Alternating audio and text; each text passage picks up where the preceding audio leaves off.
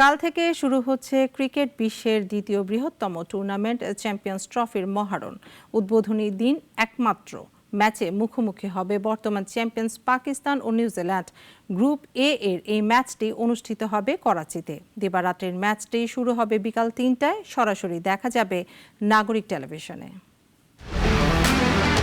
এই আসরের মধ্য দিয়ে ২৯ বছর পর আইসিসির কোনো টুর্নামেন্ট আয়োজন করতে যাচ্ছে পাকিস্তান। তাই তো ৩ হোস্ট শহর করাচি, লাহোর ও রাওয়ালপিন্ডিকে নববধূর মতো সাজিয়েছে আয়োজকরা। প্রথা অনুযায়ী স্বাগতিক আর বর্তমান চ্যাম্পিয়ন পাকিস্তানের ম্যাচ দিয়ে শুরু হচ্ছে লড়াই। তাদের প্রতিপক্ষ নিউজিল্যান্ড। বলা যেতে পারে সদ্য শেষ হওয়া ত্রিদেশীয় সিরিজের ফাইনালের লড়াইটা যেন আবারও ফিরে এলো। যে ম্যাচে পাকিস্তানকে হারিয়ে নিউজিল্যান্ড চ্যাম্পিয়ন হলেও চ্যাম্পিয়ন্স ট্রফির প্রথম ম্যাচে ফেভারিটের তকমা দেওয়া হচ্ছে পাকিস্তানকে। কারণ দলটির ফর্ম। সবশেষ 10 ওয়ানডেতে 7টি জয় পেয়েছে রিজওয়ান বাবররা।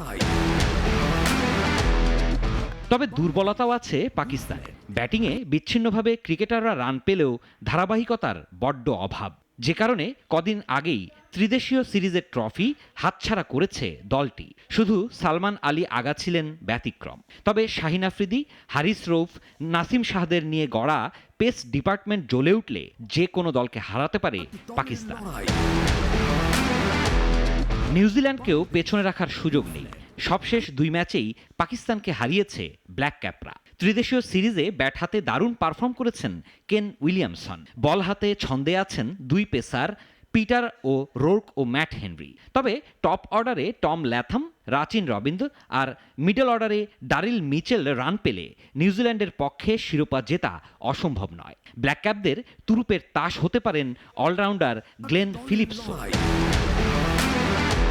বাংলাদেশ দলের চ্যাম্পিয়ন্স ট্রফি অভিযান শুরু হবে 20 ফেব্রুয়ারি ভারতের বিপক্ষে ম্যাচ দিয়ে।